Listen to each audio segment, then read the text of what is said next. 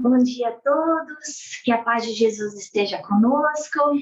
Hoje, aqui, sábado, em Portland, é dia de festa. A gente tem a nossa querida amiga Eliana conosco, que vai falar sobre o tema qualidade de vida, do ponto de vista espírita. A Eliana já é amiga de nós, já passou aqui por outras vezes.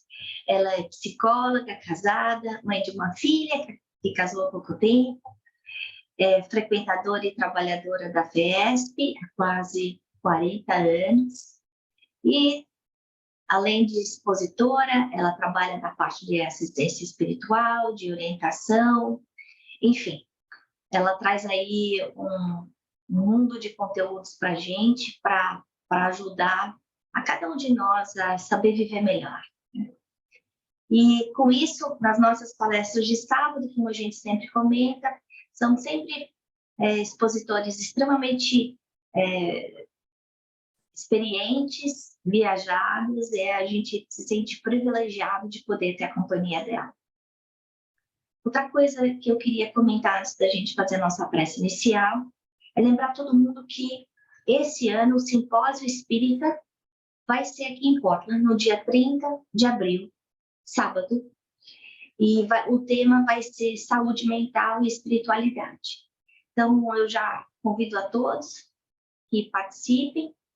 O site para poder fazer o registro é spiritist.us, então www.spiritist.us, que é o site do Spiritist Council aqui nos Estados Unidos. Então, vamos fechando nesse instante os nossos olhos, respirando fundo, sentindo a harmonia, a paz desse ambiente que já foi preparado pelos nossos amigos, mentores do bem. Agradecendo ao Mestre Jesus, aos trabalhadores invisíveis aqui do centro, Chico Xavier, em Portland, pela presença da nossa querida amiga Eliana. Mestre amado Jesus, abençoa o nosso dia, abençoa a tarefa da Eliana, esse acréscimo de misericórdia, ela poder refletir junto conosco durante o seu sábado, ao invés de estar com seus familiares. Nós pedimos que bênçãos invisíveis possam encher o seu lar, levando paz, amor, alegria a todos que ali estão, encarnados e desencarnados. Mestre amado Jesus, que nessa manhã todos nós tenhamos olhos de ver e ouvidos de ouvir todas as belezas que serão repartidas conosco e que possamos sair daqui felizes, equilibrados, mais conscientes da nossa responsabilidade como espíritos eternos. Que assim seja. Oi, Eliana. Bom dia, querida. Um bom dia a todos, muito prazer em estar aqui com vocês novamente. A gente agradece muito aí o convite da Ana, a insistência da Lúcia para que a gente apresentasse a palestra. Então, a gente está muito feliz porque, na verdade, a gente se prepara, a gente estuda, a gente lê bastante. Então, eu acho que a pessoa mais beneficiada, na verdade, somos nós mesmos, né? Quando nós preparamos uma palestra. Então, eu agradeço muito. E hoje eu escolhi um tema que, na minha visão, é um tema mais leve, é um tema gostoso e um tema atual. Nunca se ouviu tanto as pessoas buscarem e falarem, né, que querem uma qualidade de vida, buscarem meios de ter uma qualidade de vida nesse momento um pouco conturbado que todos nós estamos vivenciando. E a gente tem acompanhado, então, mudanças significativas com relação a mudanças realmente dentro dessa área, nessa busca de qualidade de vida que todos estão empreendendo. Então, a ciência tem contribuído muito, a parte aí de exercícios físicos, de medicações, de pesquisas. Então, é um tema atual, mas que a gente precisa, como disse a Ana aí no começo, é importante a gente casar, não é? Essa parte aí, material com a parte espiritual. Então, Vamos lá, eu vou logo no primeiro slide agora, eu coloquei aqui algumas questões que eu espero que vocês pensem mentalmente, ou então que vocês peguem aí um pedaço de papel e coloquem ali o que vocês acham a respeito das questões que vão ser colocadas, para que no final, quando a gente for fazer ali o nosso momento de reflexão, a gente possa trocar ideias a respeito dessas colocações. Então, vamos lá. Então, a gente começa perguntando: o que é qualidade de vida para você? Você está fazendo hoje, na sua vida, algo dentro dessa ideia? Agregou na sua vida alguma atividade nova? Uma atividade prazerosa ou necessária? Já percebeu se isso melhorou a sua qualidade de vida? Em que setores isso foi benéfico? Então, no final da nossa exposição, a gente retoma essas questões, porque quando eu fui preparar a palestra também, eu tive a preocupação de fazer essas perguntas, ou pelo menos a maioria delas, para as pessoas que estavam à minha volta. E eu cheguei a determinadas conclusões, né? Eu fiz uma pesquisa pequena, é claro, mas eu obtive ali algumas conclusões que no final eu quero compartilhar com vocês. Então, quando a gente começa a falar de qualidade de vida, imediatamente nos vem a ideia de qualidade de vida é o fato de nós termos saúde. E a gente vai ver que não é bem isso. É claro que qualidade de vida está relacionado à saúde, mas eu percebi que a grande maioria de nós tem um conceito equivocado a respeito do que vem a ser saúde. Então, eu fui lá buscar na Organização Mundial de Saúde a definição. E eles colocam: saúde é um estado de completo bem-estar físico, mental e social, e não somente a ausência de afecções e enfermidades.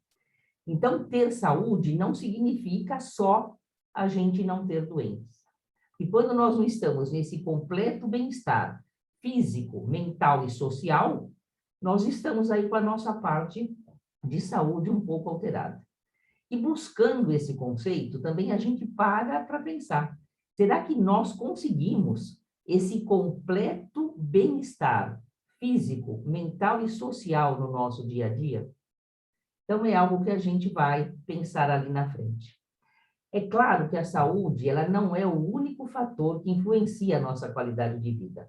Contudo, ela tem uma importância significativa. Nesses exemplos que nós colocamos aqui, impactam muito a qualidade de vida das pessoas. Quando você depende de uma muleta, de uma bengala, quando você não tem um membro, quando você não enxerga, quando você está numa cadeira de rodas, é claro que a sua qualidade de vida ela está impactada, isso sem dúvida nenhuma. Mas nós pensamos em nós aqui, né? Se nós fizéssemos aqui um questionamento, se nós não tomamos nenhum remédio para nada alterado no nosso corpo físico, a gente iria se surpreender.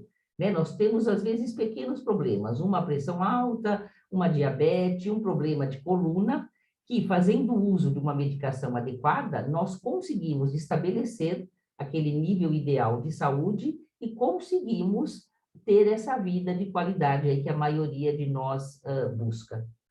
E a Organização Mundial de Saúde, ela também define o que seja qualidade de vida. Ela coloca: é a percepção do indivíduo de sua inserção na vida, no contexto da cultura e sistemas de valores nos quais ele vive, em relação aos seus objetivos, expectativas, padrões e preocupações. Nesse sentido, poderemos afirmar que qualidade de vida é definida como a satisfação do indivíduo no que diz respeito à sua vida cotidiana. E, de novo, a gente para questionar, né? Essa satisfação na vida cotidiana, será que nós conseguimos ali em todos os setores?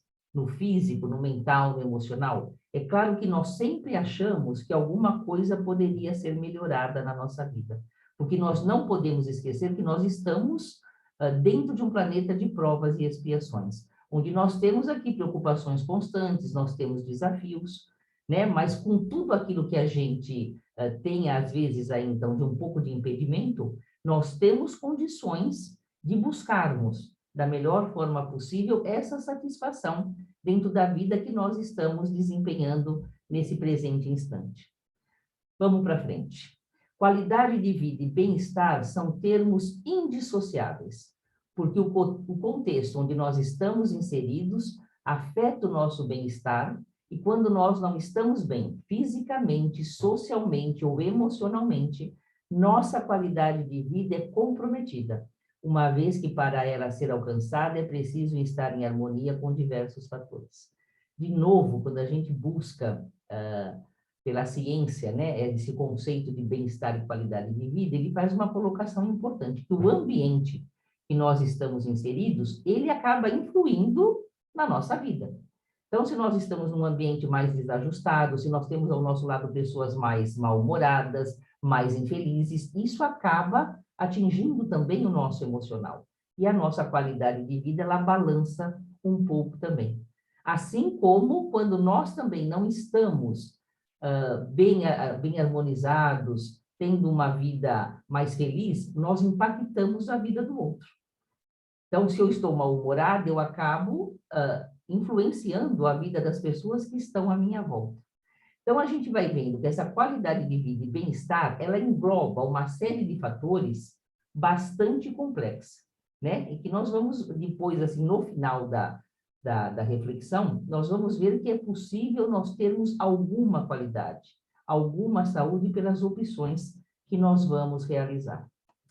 Então, qualidade de vida, muitas vezes, quando nós perguntamos às pessoas, o que elas relacionam?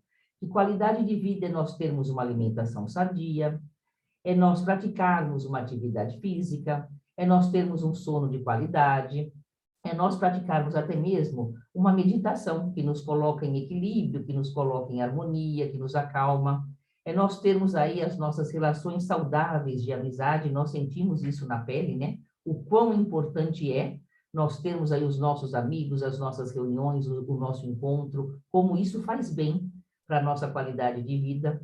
Muitas pessoas relacionam também a ter uma casa de veraneio.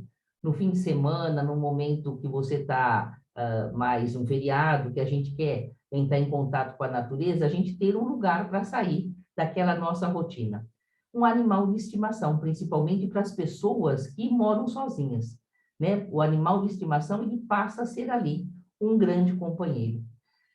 Muitas pessoas ainda relacionam também qualidade de vida com um relacionamento amoroso estável, com uma religião, com realizar atividades de lazer, como viajar, o pescar, você tocar um instrumento musical, fazer ali, realizar um trabalho manual. A gente poderia ficar aqui falando de vários exemplos de como isso melhora a nossa vida.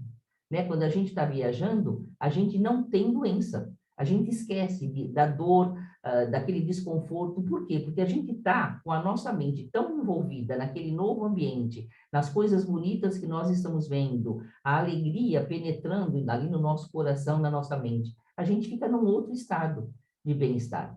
Então, é claro que tudo isso que nós falamos e que as pessoas colocam aí, relacionam como qualidade de vida, é muito importante. Mas o que é que nós percebemos hoje? Que todas essas atividades exteriores citadas aqui nos proporcionam bem-estar, felicidade, alegria, nos dão até uma certa qualidade de vida, mas que só elas não bastam.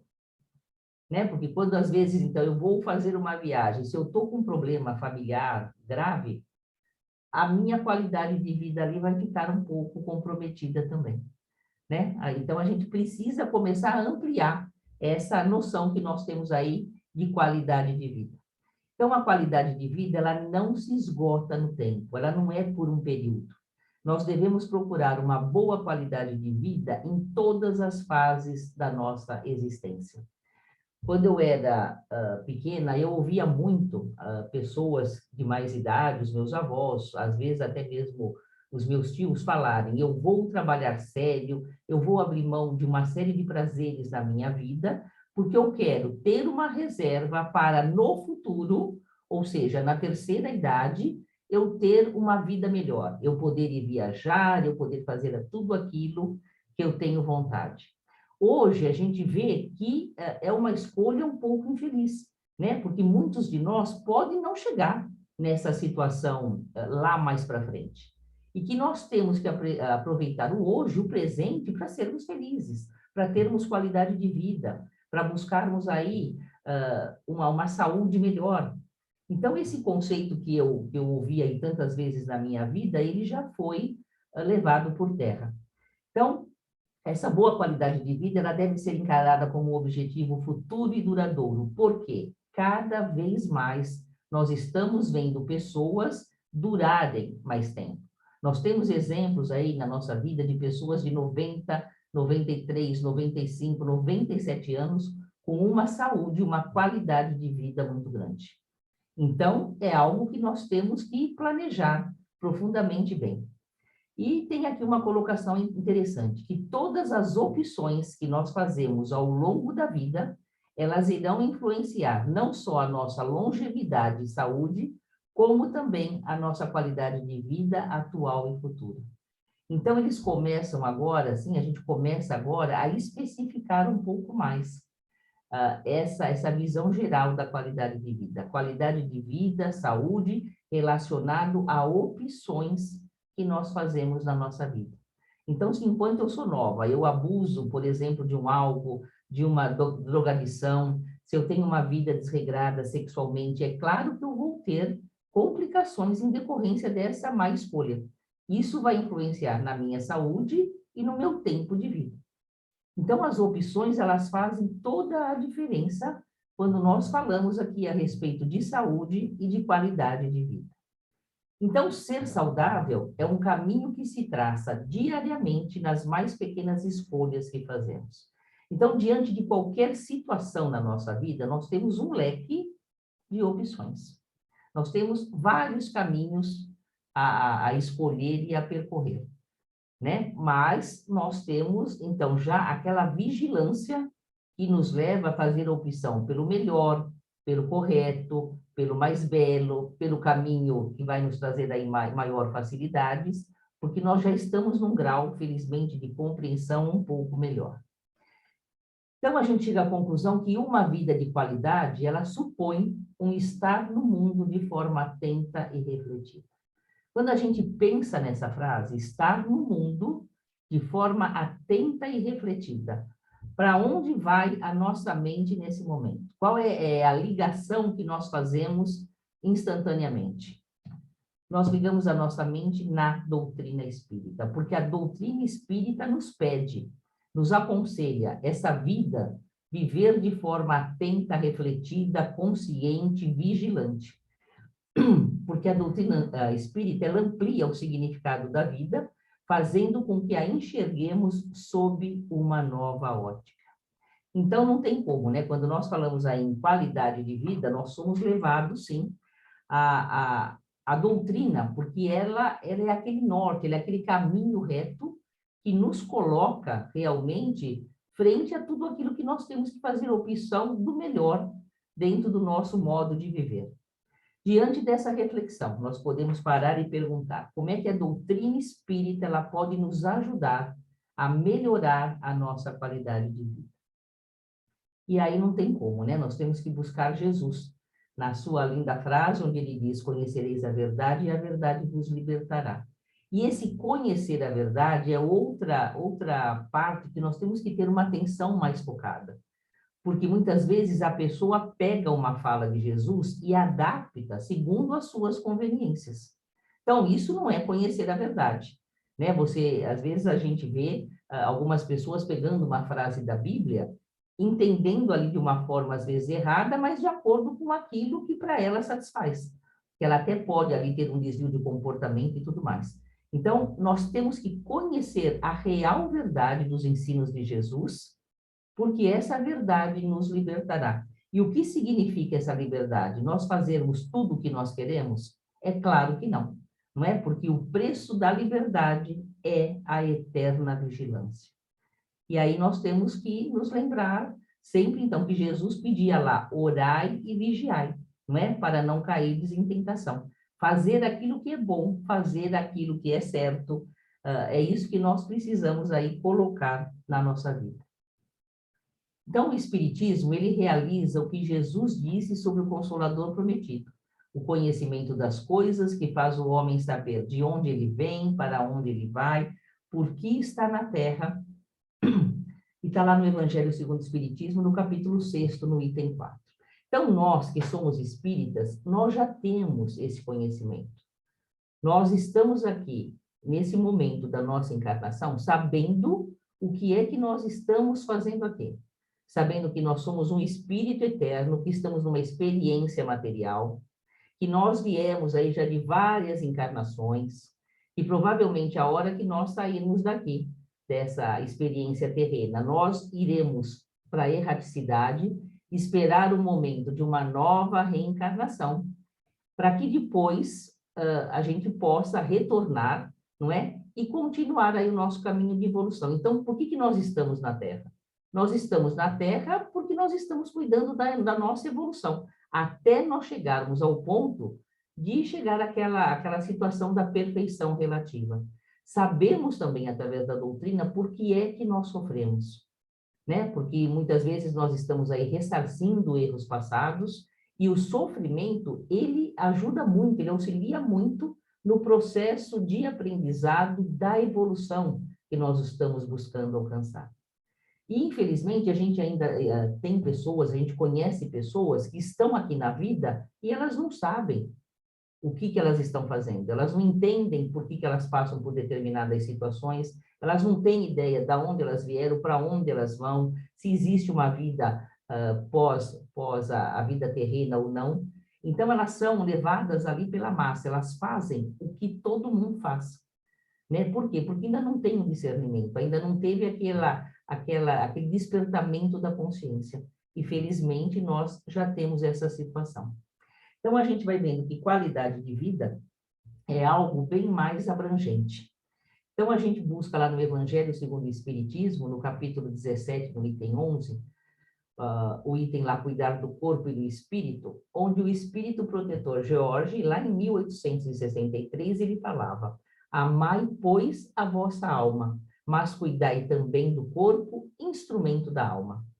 Então, ele já começa a mostrar para nós que nós não podemos ficar só buscando qualidade de vida e saúde, só cuidando do corpo físico, mas é necessário nós começarmos a trabalhar também a nossa parte espiritual. E a gente vai ver que qualidade de vida e saúde é uma questão de equilíbrio. Então, desculpa, vamos voltar aqui. Então, esse ponto aqui de união entre o corpo biológico e a nossa alma é aquele equilíbrio que nós precisamos buscar para nós usufruirmos a saúde do nosso corpo físico, a nossa saúde mental, a nossa saúde emocional.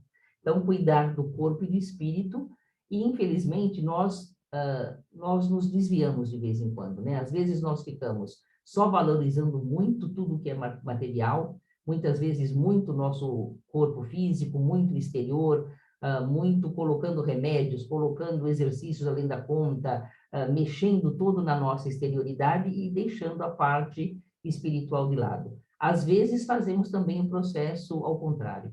Ficamos só cuidando da parte espiritual, acreditando que os benfeitores vão nos fornecer a saúde que nós desejamos. Então, descuidamos de exames, de seguirmos aquilo que a ciência nos coloca lá como sendo importante, e toda essa situação de desequilíbrio, quando nós saímos daquele ponto correto, é claro que ela vai trazer para a nossa vida, para o nosso corpo físico, desarmonia e doenças, né? Não tem como ser de outra forma.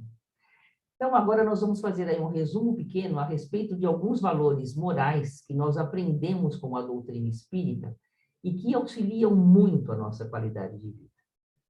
E a gente começa pela parte do autoconhecimento, né? Então, o conhecimento de si mesmo, é, portanto, a chave do melhoramento individual, diz lá o Santo Agostinho, na questão 919 do Livro dos Espíritos. Então, a pessoa que não se conhece, a pessoa que acha que ela não tem nenhum problema, que ela não faz nada errado, ela jamais vai se transformar, porque ela não consegue ver que ela tem ali atitudes equivocadas, que ela age de uma forma errada. É muito comum nós ouvirmos as pessoas dizerem: eu sou assim mesmo. Eu sou assim. Tem pessoas que falam em palavrões assustadoramente e ele acha que é normal. Ele é assim. Uma vida toda ele foi assim. Uma pessoa desse tipo é aquela que ela não tem ainda noção do que ela está fazendo no mundo. Ela não acha que ela tem que se transformar, ela acha que os outros têm que aceitá-la como ela realmente é. Então, a gente não pode esperar nunca uma transformação moral dessa pessoa. Mas nós que temos a doutrina espírita na nossa vida, esse autoconhecimento de saber aquilo que nós já possuímos de virtudes, sabermos aquilo que nós temos ainda dificuldade, as nossas viciações, as nossas mazelas, aquilo que nós temos que melhorar, é muito importante, porque nós entendemos que nós estamos aqui no momento presente para sairmos daqui seres humanos muito melhores. A doutrina nos fala também do conceito do livre-arbítrio, né? Que é a liberdade de ação consciente para escolher o caminho a seguir em sua marcha. Quer dizer, nós já falamos disso lá atrás, né? É a liberdade de escolha, é fazer a opção por aquilo que nós já sabemos que é o correto. Não aquilo que muitas vezes nós desejamos, mas de saber aquilo que é correto, aquilo que vai trazer uma boa consequência na nossa vida, aquilo que realmente Deus espera de nós. Então, esse livre-arbítrio, ele faz toda a diferença na nossa vida. A pessoa que aspira a uma qualidade de vida é aquela que leva muito a sério o ato de escolher, porque já está ciente de que colhemos aquilo que plantamos. Então, aí a gente chega na questão da lei de causa e efeito, de ação e reação, né? Por isso que a maioria de nós espíritas, a gente já não tem uma atitude levada pelo impulso. Em cada situação da nossa vida onde nós temos que fazer uma escolha, nós pesamos os prós e os contras.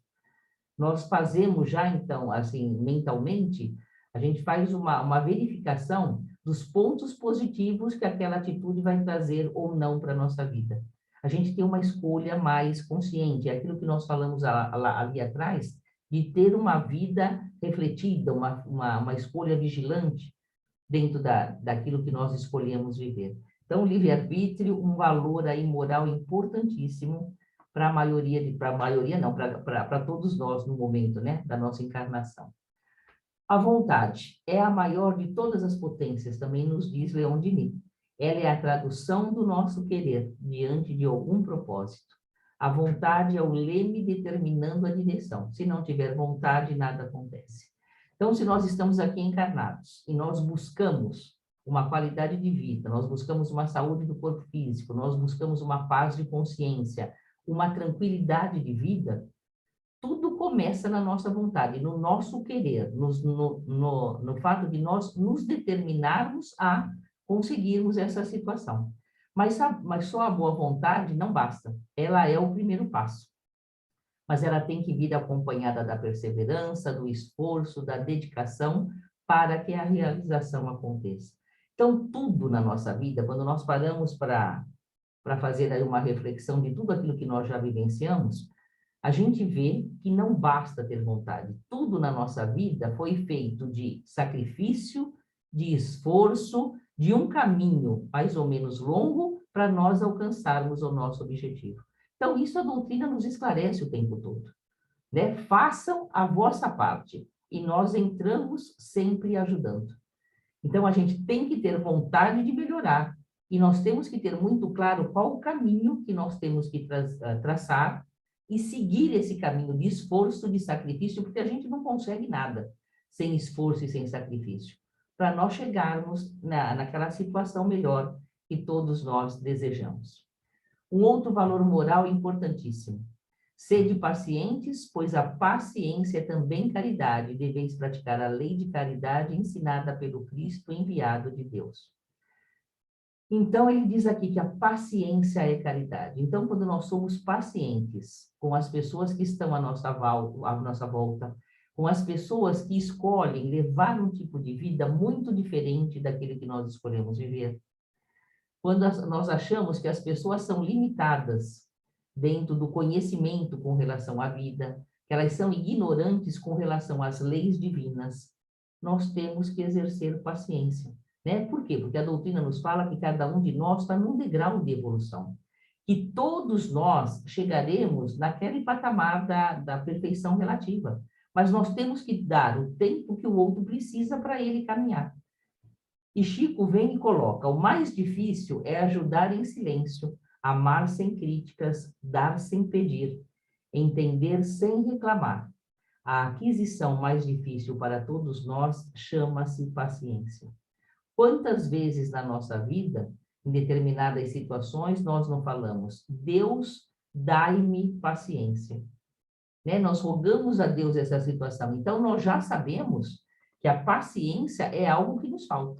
Essa ciência da paz que nós falamos, que a ciência da paz é a gente pacificar a alma, pacificar a vida, que é tão importante, mas que no nosso dia a dia nós não conseguimos exercer. Por pequenas situações, por pequenas contrariedades, nós perdemos a paciência. E acabamos, às vezes, nos exaltando com os nossos filhos, maridos, colegas de trabalho, alterando a nossa qualidade de vida e perturbando também a vida do outro, né? Então, nós estamos aqui nos valores morais, conhecendo um monte deles, tentando exercitar, mas tem alguns aqui que nós temos ainda um caminho grande de melhoria a ser executado.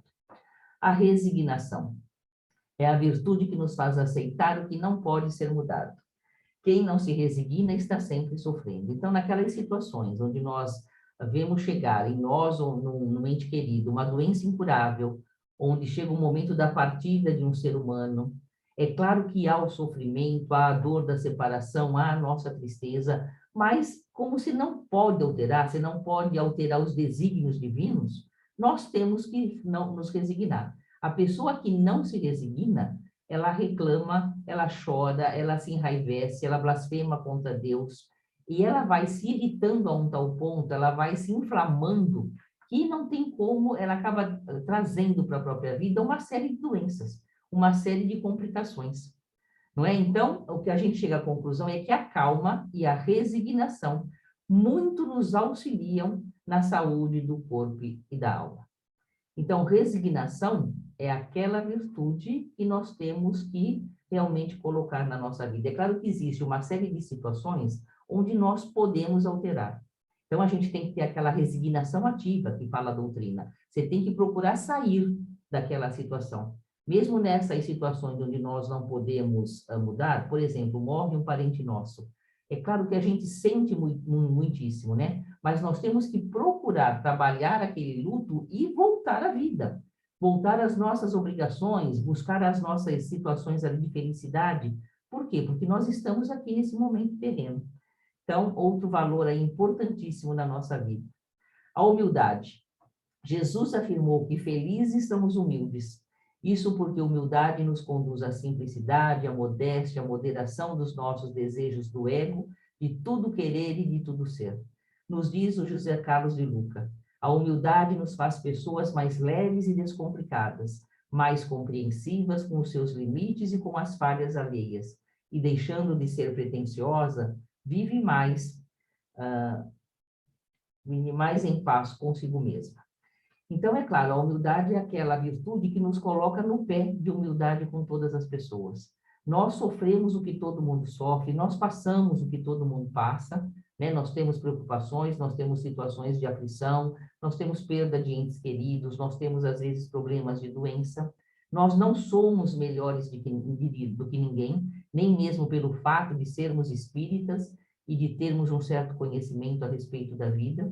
Porque muitas vezes uma pessoa que nem tem o conhecimento da doutrina, ela é muito mais humilde, ela é muito mais caridosa do que nós que temos esse conhecimento. Mas a humildade, ela faz com que a gente conheça aí os nossos limites. Saber que nós somos ainda imperfeitos e que o outro também tem ali as suas falhas. Quando nós temos essa compreensão, a vida corre dentro de um ambiente de calma, de harmonia e um pouco melhor. O perdão é outra grande dificuldade da maioria das pessoas, né, que estão encarnadas aqui nesse momento.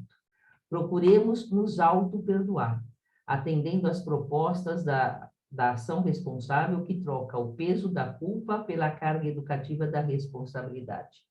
Lá no DEPOI, quando nós estamos lá na Federação Espírita trabalhando, é muito comum o número de pessoas que chega lá muito mal, relatando para nós sentimento de culpas, de escolhas erradas. E quando nós vamos conversando com as pessoas, nós começamos a perceber que a culpa é tão grande que ela fez alguma coisa que ela acha inadequada há 10 anos atrás, e ela não se permite, atualmente, a ser feliz. Ela acredita que ela tem que ser prejudicada, que ela tem que ter sofrimento, que Deus não vai perdoar essa atitude dela.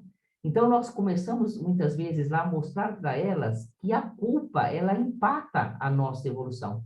E nós temos que tirar a culpa da nossa vida de qualquer forma, né? Nós temos que realmente buscar a responsabilidade para nós, de um ato errado que nós fizemos, já foi feito, não tem como mudar, mas que a parte boa é que ele trouxe para nós um grande ensinamento. Então, esse auto-perdão, ele é necessário para que a gente restabeleça aí uma vida de qualidade e uma vida mais feliz.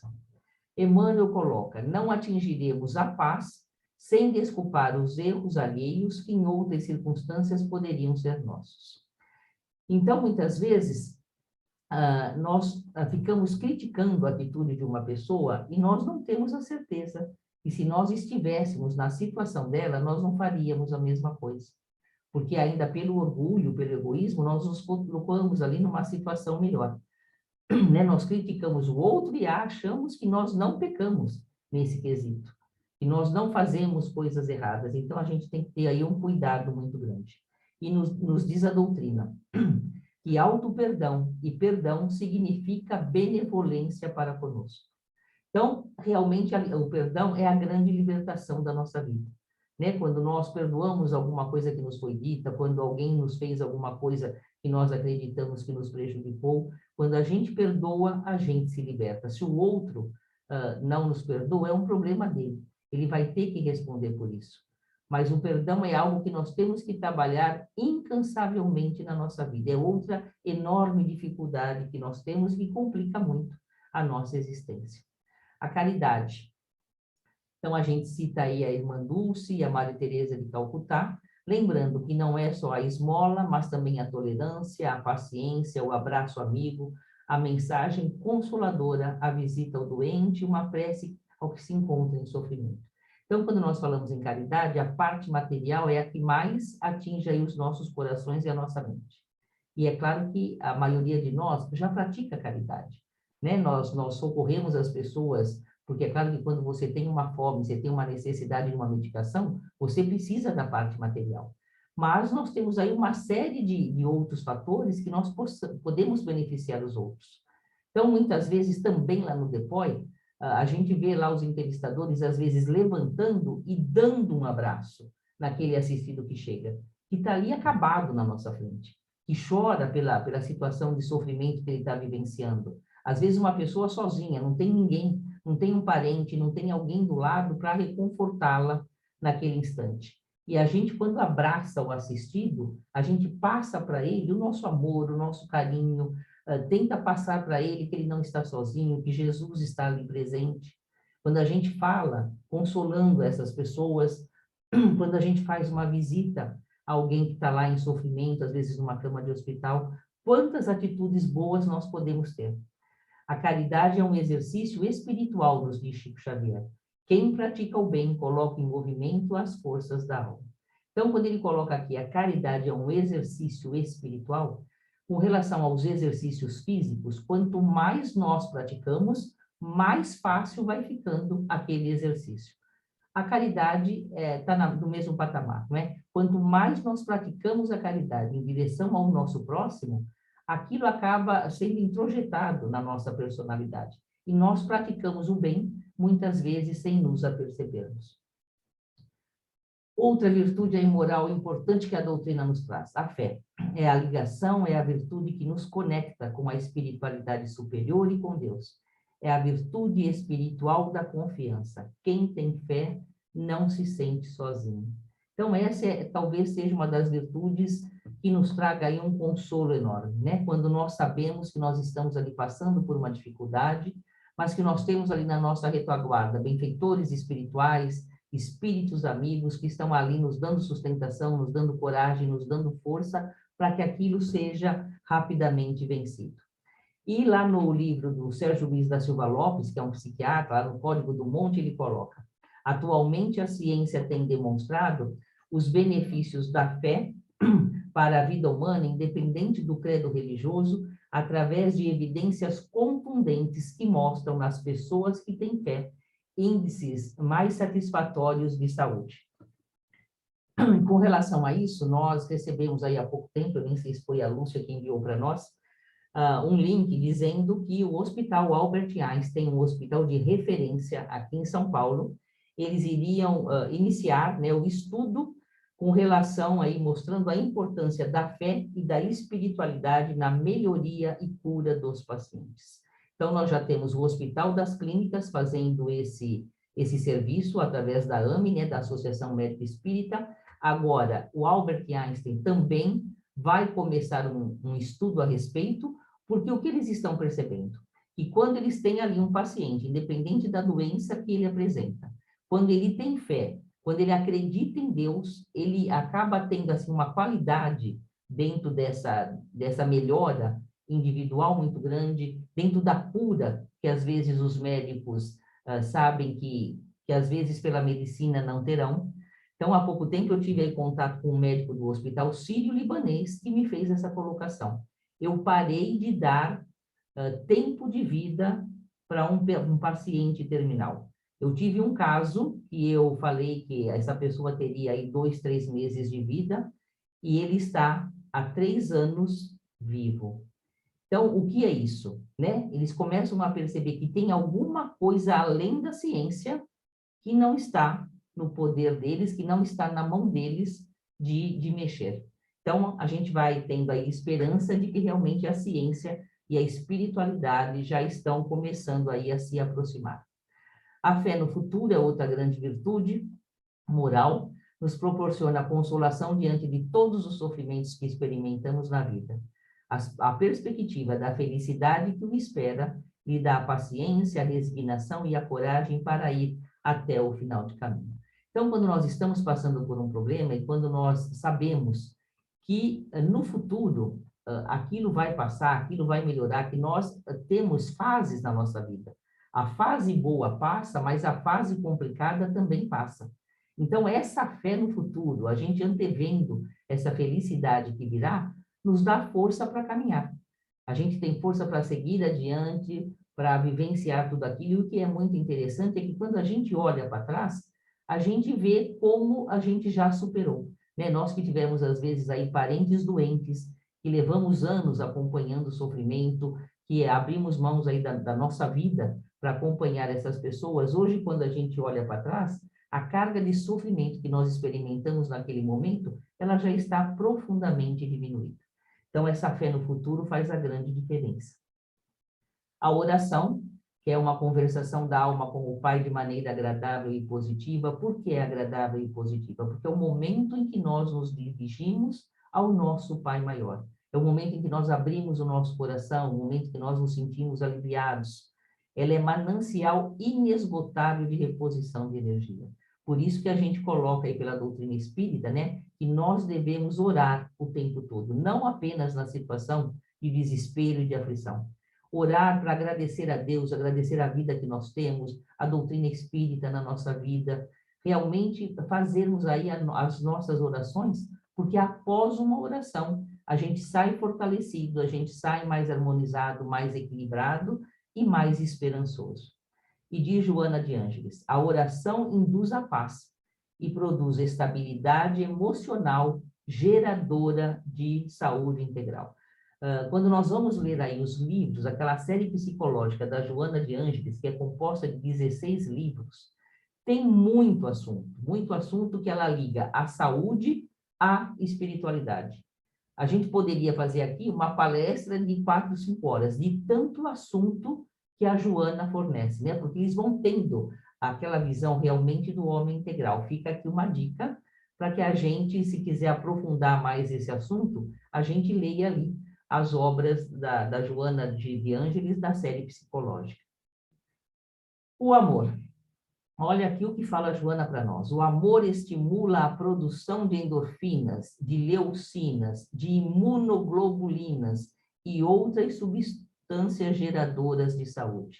E nós ficamos procurando a produção de endorfina, às vezes nos exercícios físicos, numa medicação que o médico passa, e desprezamos aí o amor, o exercício do amor. quando nós abrimos o coração, quando nós dedicamos realmente a levar esse amor aos outros, ele produz no nosso organismo todas essas substâncias abençoadas, né? Que geram aí em todos nós saúde.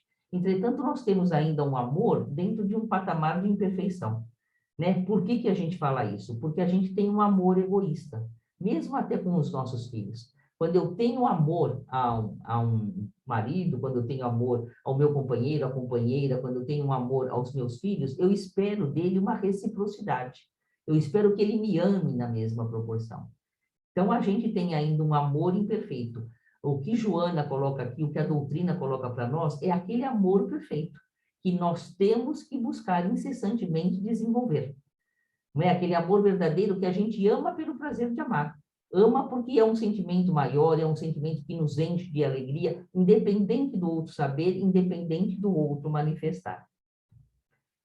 E ela coloca aqui, amar significa entender e ajudar, abençoar e sustentar sempre os corações queridos no degrau de luta que lhes é próprio.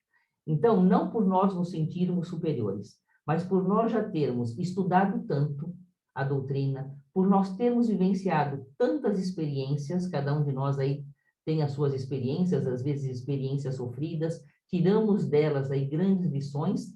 É hora de nós amarmos, ou seja, entendermos, ajudarmos, sustentarmos aqueles que estão, às vezes, passando por lutas difíceis no momento presente. Então, é uma obrigação nossa aí, enquanto espíritas. Isso é amor. O maior mandamento, não é, que Jesus deixou aí para nós, o amor. Porque Jesus, como o amor que se corporificou em embaixador de Deus para o planeta Terra, ensinou à humanidade que aqueles que o seguem tornam-se fonte de bondade e de paz, fonte de bondade, de paz e alento, acendendo a luz na escuridão que ainda predomina, acendendo luz na escuridão para a nossa própria vida e para a vida do outro, né? Então, quem busca Jesus, o exemplo de Jesus, desse amor maior que ele deixou para nós exemplificado, como era esse amor, que basta a gente copiar e seguir. A gente vai acender luz no nosso próprio caminho e na vida daqueles que estão à nossa volta. Também é um conselho de Joana. E a gente vai partindo para o nosso encerramento e a gente volta na questão da saúde. Nós iniciamos a apresentação falando da saúde segundo a Organização Mundial de Saúde, dizendo que é um completo bem-estar físico, mental, social e emocional. Vamos ver o que Joana coloca para nós? Restaura a tua saúde mediante o comportamento espiritual. Eu achei essa frase dela brilhante. É um chacoalhão nas nossas vidas. Saúde está ligado ao nosso melhor comportamento espiritual. Ligado a gente colocar em prática tudo aquilo que nós já conhecemos nesses anos todos aí, né? Aspirando paz e segurança em Deus, nutrir-te-ás de forças para a harmonia celular e o equilíbrio emocional, fatores essenciais para a saúde real. Por isso que eu disse, ler a série psicológica de Joana de Ângeles é muito importante para que a gente restabeleça também esses novos conceitos aí com relação à saúde do nosso corpo físico, à qualidade de vida que nós pretendemos ter na Terra. Ela busca muito, ela foca muito na nossa parte espiritual, saúde relacionado a comportamento, opções, escolhas com relação à nossa parte espiritual. E, antes de terminar, eu quis trazer aqui uma parte do depoimento do Kardec, que também tem uma parte do depoimento dele que eu acho brilhante. Então, o discurso dele ali, durante o banquete que lhe foi oferecido em Lyon, uma parte que eu retirei, né? Ele coloca, o Espiritismo tem feito o bem ou o mal? Estudai-o ainda e vereis. O que ele tem feito? Aí responde o próprio Kardec. Tem impedido inumeráveis suicídios. Deixa eu buscar aqui o meu... tem impedido inumeráveis suicídios, restaurou a paz e a concórdia num grande número de famílias, tornou mansos e pacientes homens violentos e coléricos, deu resignação aos que não a tinham e consolações aos aflitos, Reconduziu a Deus os que não o conheciam, destruindo-lhe as ideias materialistas, verdadeira chaga social que aniquila a responsabilidade moral do homem. Eis o que tem feito todos os dias, o que fará cada vez mais à medida que se espalha. Em 1862, Kardec ele conseguiu já chegar à conclusão dos benefícios que a doutrina estava trazendo para aquele momento. E a gente vê que isso também é atual, né? Hoje em dia a doutrina, quando as pessoas buscam a doutrina, ela realmente evita suicídios, ela restabelece a boa harmonia dentro dos lares, ela torna mansos, pacíficos, pacientes, homens violentos, ela traz resignação dentro das situações que nós não podemos mexer, ela consola, né? Porque ela traz o esclarecimento necessário diante das dificuldades, nos reconduz a Deus e lida muito com essa responsabilidade moral do homem. E uma colocação aqui muito importante. Esse depoimento do codificador foi anterior à publicação do Evangelho segundo o Espiritismo, que só aconteceria em abril de 1864. Então, não tinha chegado à parte moral da doutrina ainda no Evangelho. E ele já tinha conseguido elencar ali uma série de benefícios da doutrina espírita. Então, nós vemos desse modo o quanto o Espiritismo, bem compreendido e principalmente bem vivido, pode proporcionar ao indivíduo, à família e à sociedade. Então, entender a doutrina, entender os postulados de Jesus, compreender e procurar viver, traz aí benefícios individuais, coletivos, sociais e para uma vida inteira, né? É isso que Kardec está dizendo aqui.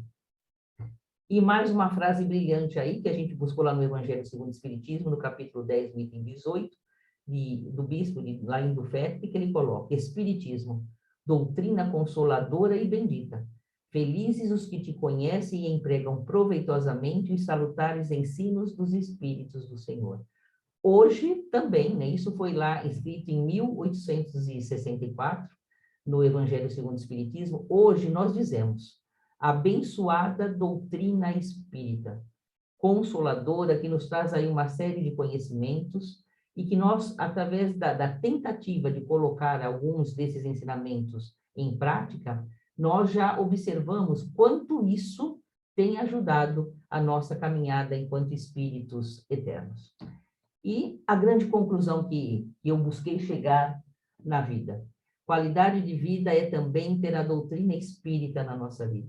Então, hoje, quando as pessoas me perguntarem o que é qualidade de vida para você, eu vou passar a responder: é ter a doutrina espírita na minha vida, porque ela evitou uma série de contratempos, uma série de consequências negativas que eu poderia ter. Então, ter a doutrina espírita na minha vida faz toda a diferença, e acredito que é para a maioria de nós. E a gente vai encerrando aqui com Jesus, com Kardec e com Chico, pegando essa frase de Emmanuel: a maior caridade que podemos fazer pela doutrina espírita é a sua divulgação. Divulgação através das palestras, de nós ficarmos aqui no blá blá blá, passando doutrina espírita? É claro que não, né? Eu acho que Deus, Jesus, os benfeitores maiores, eles esperam de nós a divulgação através do nosso comportamento, da nossa atitude, da forma como nós encaramos a vida, porque nós somos sempre exemplos de conduta para aqueles que estão ao nosso lado. Então, nós que nos dizemos espíritas aí há 20, 30 anos, isso tem que ter feito a diferença na nossa vida.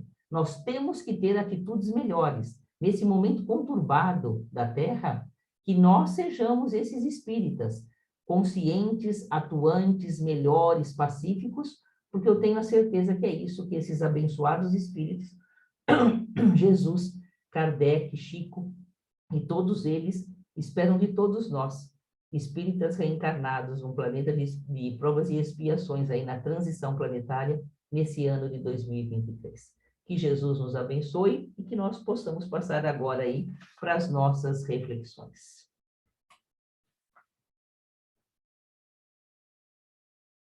Oi, Eliana, nossa, me fez pensar em tantas coisas de conversas que eu tenho tido com amigas minhas recentemente sobre o que é qualidade de vida, né?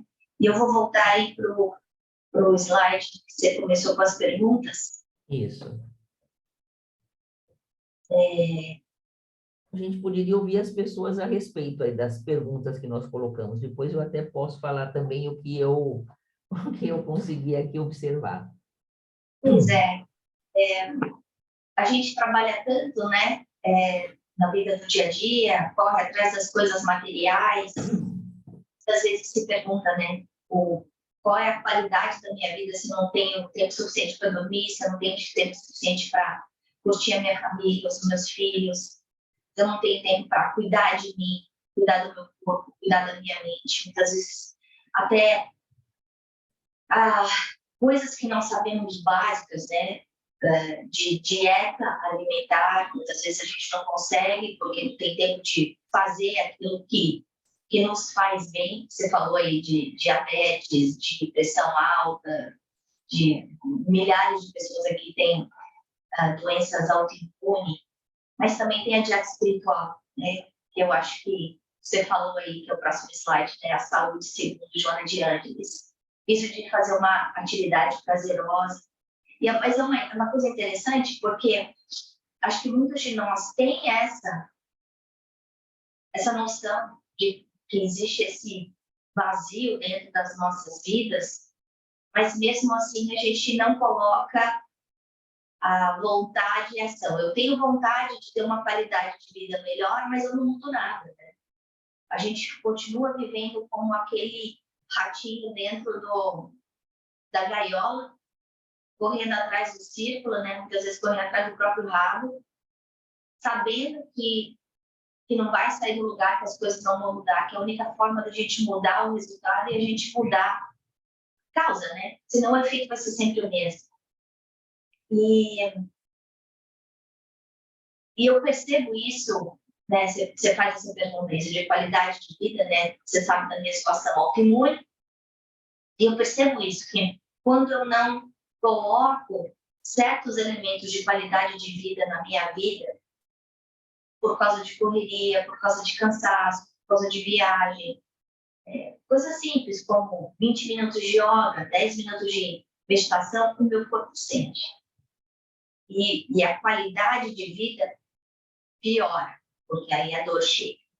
E é interessante que muitas vezes o chacoalhão tem que vir pela dor, né? Então, pensando na Organização Mundial da Saúde, que fala esse bem-estar geral, né? Social, espiritual, mas muitas vezes é quando a saúde escapa da nossa mão, que começa a limitar a nossa habilidade de executar coisas no dia a dia, que a gente volta para o que eu preciso fazer, né? Então, é quando o médico fala, você vai ter um infarto, é quando o médico fala, você está com câncer, ou o médico fala, você precisa parar de fumar, por causa disso, é que a gente leva um chacoalhão, né? Então, meu depoimento às vezes, o esforço é pequeno, né? E eu concordo com você, quando você falou, finalizando aí, tanto que a doutrina espírita melhora a qualidade de vida da gente por causa desse aspecto da gente ter mais abnegação, ter mais resignação, conseguir se perdoar, conseguir perdoar o outro, conseguir entender que tudo passa, que o que é bom passa, o que é ruim passa. Eu sou também testemunha disso, eu não sei como seria a minha vida se eu não tivesse isso. Sendo a personalidade que eu tenho, que a gente chama aqui de type A, né? De ter que estar no controle de tudo, ter que correr atrás, ter que conseguir, ter que ser melhor. Se eu não tivesse a doutrina espírita, está tudo bem, eu estou fazendo a minha parte, agora tem um ser acima de mim que de alguma forma controla muitas coisas que eu não controlo, né? E aceitar essa realidade com entrega e com resignação. Né? Mas eu queria fazer uma mesinha redonda aqui com quem está aqui para falar um pouco exatamente do que é qualidade de vida, né? Antes da gente partir, lembrando aqui do que a Joana de Ângeles falou, aí você apresentou, né? Que é exatamente restaurar a saúde não do corpo, mas é do espírito. Né? Que a gente pode curar o corpo, momentaneamente, mas se a gente não alterar essa saúde espiritual, a gente volta a ficar doente de novo, né? Por isso que Jesus falava, vai e não peques mais. Porque se não mudasse o comportamento, os efeitos voltariam a ser o que eram antes, né? Essa harmonia celular, isso, a medicina já comprova isso através da meditação, começa aqui na cabeça da gente, né? Quando a gente está respirando, quando a gente acalma aqui, a gente consegue controlar através da respiração o equilíbrio do corpo, né? Tanto é que a gente está ansioso, o médico fala, respira fundo, né? Pega o saquinho, né? Conta 4, né? Inspira 4, solta 4. E a gente esquece disso. Bom, então eu vou voltar aqui para o primeiro. Alguém quer fazer algum comentário?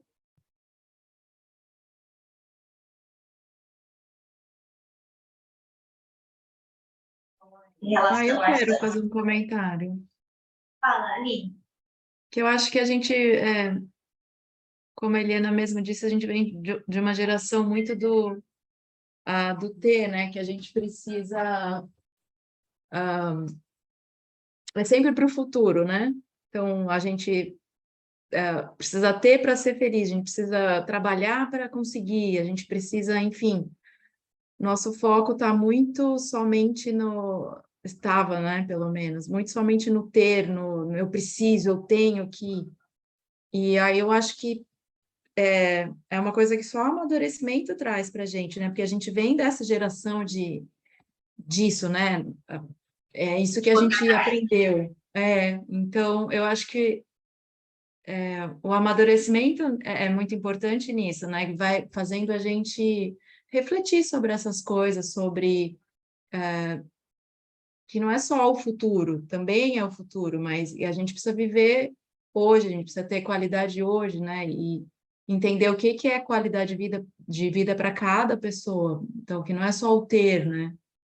Enfim, eu acho que é muito da nossa geração, da educação da nossa geração também, né? E como a doutrina espírita ajuda a gente até nisso, né? E como é importante, pelo menos assim, o que eu vejo para mim, em casa, assim, como é importante ter a oportunidade, uma gratidão, assim, eu ter a oportunidade de explicar para os meus filhos que não precisa só ter, né, as coisas materiais, que a felicidade não está nisso, no ter as coisas materiais, que ela é muito mais que isso, e a doutrina espírita essa luz no fim do túnel, né? Esse facho de luz que faz com que a gente possa educar essa nova geração de um jeito diferente. E se fosse só o ter, né? E eu deixaria a Eliana comentar, todo mundo que tinha PhD e todo mundo que tinha um emprego ótimo e ganhava muito dinheiro era feliz. E não é isso. Então, deixa eu colocar aqui as coisas que eu observei. É assim, eu fiz essas questões, eu perguntei aí para várias pessoas. Tem até mesmo na família várias pessoas que não são espíritas. Então, o que eu observei é que elas colocavam a qualidade de vida realmente nessas situações fora delas. E elas nunca falavam, nunca relacionavam um fator só. Elas punham 3, 4 fatores. E uma coisa interessante, às vezes elas falavam de qualidade de vida diante daquilo que elas não possuíam. Exemplo, ter uma casa própria, ter qualidade de vida é você ter um dinheirinho para você poder fazer uma viagem, é você poder trabalhar perto do serviço, porque aqui em São Paulo, quem mora na Zona Leste como eu e trabalha na Zona Sul, você se estressa tudo que você pode no caminho, né? Então, eu tenho um sobrinho que logo falou isso para mim, qualidade de vida é trabalhar perto do serviço, porque você não se estressa no caminho. Então, é muito interessante, porque foi o que a Aline colocou. Para cada pessoa, vai ter uma conotação diferente, não é? Mas para as pessoas que não são espíritas, elas colocam tudo realmente nessa parte fora, que é importante. O viajar, alimentação, exercício físico, você fazer uma coisa prazerosa, ok. Só uma pessoa que é ligada até à doutrina que respondeu para mim, qualidade de vida é ter paz de consciência. Porque ela acabou de vivenciar aí uma situação que ela cuidou de um marido doente aí por alguns bons anos. Então, ela está vivenciando aquilo na vida dela nesse momento. Então, ela me deu uma resposta bate pronto de uma coisa que ela está se sentindo muito bem. Então, a gente vai ter respostas diferentes no correr do tempo da nossa vida, não é? Mas foi o que a Aline colocou, que a gente busque qualidade de vida hoje, com que a gente não coloque isso para o futuro, com que a gente não fica deixando para amanhã. O que a Ana também bem colocou. Eu acho que é um enorme esforço diário. É a gente começar a alterar a atitude hoje. Então, hoje é um sábado, o que eu vou fazer? Eu vou parar tudo que eu tenho, eu vou olhar minha família, eu vou sair ali na esquina, eu vou olhar a natureza, a gente vai fazer uma coisa gostosa e vai todo mundo usufruir de uma qualidade de vida nesse instante. Então, assim, foi o que a Ana colocou também, a gente fica tão envolvido nessa roda da vida, nas preocupações, nos compromissos, nos afazeres, e a gente desperdiça aí situações muito importantes, não é? Mas a gente agradecer muito a doutrina, né? Porque a gente que tem a doutrina, a gente já tem um novo olhar. Qualidade de vida para nós hoje, ela a gente já relaciona uma série de outras experiências. Então, isso eu acho que faz a grande diferença. E acho também, assim, o que eu estou observando é que está havendo um exagero neste momento com relação até mesmo a essa parte da alimentação. Não sei se aí nos Estados Unidos vocês passam por isso. Aqui é um tal de médicos, nutrólogos, nutricionistas começarem, tome chia, come quinoa, tira o glúten, tira a lactose. Chega uma hora que você já não sabe mais o que você tem que fazer. Porque é um exagero de informação. Você não sabe em quem acredita. Você vai no médico, ele manda você parar com a chia, porque a chia no organismo ela não se dilui. Você vai em outro, ele fala para você não comer aveia, porque a aveia tem carboidrato. E aí a gente pega a doutrina espírita falando dessa saúde, né, a nível espiritual. Então, eu acho que também é um fator para a gente parar para pensar, né? Imagine aquelas pessoas que trabalham aí conosco, às vezes têm uma condição de vida complicada, elas não têm condições de nada, de obter nada dessas coisas, né? Porque essa alimentação diferenciada, ela é cara. Mal elas têm dinheiro para colocar uma carne dentro de casa e fazer uma refeição melhor. Então, elas não vão ter uma condição de saúde melhor. E onde está a justiça de Deus em tudo isso? Então, eu acho que até nós, entendeu? O momento de nós aí acalmarmos a nossa mente e buscarmos um nível de equilíbrio, de harmonia neste momento. Porque, às vezes, nós também nos envolvemos com essas informações que estão chegando aí em enxurrada pela rede social. Então, equilíbrio e harmonia conosco mesmo também neste momento, não é? Então, assim, claro, uma alimentação saudável, uma atividade física, isso é muito benéfico, mas fazer isso tudo com equilíbrio e cuidarmos aí enormemente da nossa saúde espiritual, que foi o grande conselho de Joana de Ângeles e que nós não podemos desperdiçar. É isso aí, Ana. Lúcia, se quiser fazer algum comentário. Pode falar, mamãe. Posso falar? Pode sim. Então, envolvendo a Eliana com muito carinho, exteriorizando a nossa gratidão por esses momentos de paz, amor e luz que ela nos trouxe, eu queria dizer que, dentre todos os conceitos que ela nos trouxe hoje, sem dúvida nenhuma, o que mais o nosso grupo tem ouvido, tem pensado e repensado é acerca da importância do estudo. Buscar conhecimento de múltiplas formas, mas especialmente conhecimento da doutrina. É o melhor que nós podemos fazer por nós, porque com o conhecimento da doutrina, identificando esses valores que ela colocou de uma maneira tão clara, tão linda, nós estaremos construindo a nossa felicidade e efetivamente contribuindo para a felicidade daqueles que convivem conosco. Então, que nós encontremos forças, coragem, disciplina, enfim, os recursos necessários para levarmos adiante da melhor maneira possível esse nosso compromisso, que não é por acaso que surgiu na nossa presente encarnação, de estudar a doutrina espírita e de divulgar essa luz para aqueles que nos rodeiam. Que Deus te abençoe, Eliana, hoje e sempre. Obrigada. Bom, antes de encerrar, eu só queria fazer uma... Alguém mais queria comentar alguma coisinha?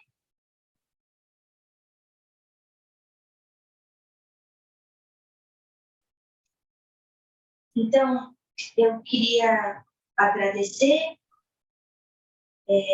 a Eliana por hoje, por estar aí conosco, por dividir ali seus aprendizados, fazer a gente refletir sobre qualidade de vida e fazer uma correção, que eu falei a data errada do simpósio, é 30 de setembro, não sei que dia que eu falei, mas é no sábado, 30 de setembro, aqui em Portland.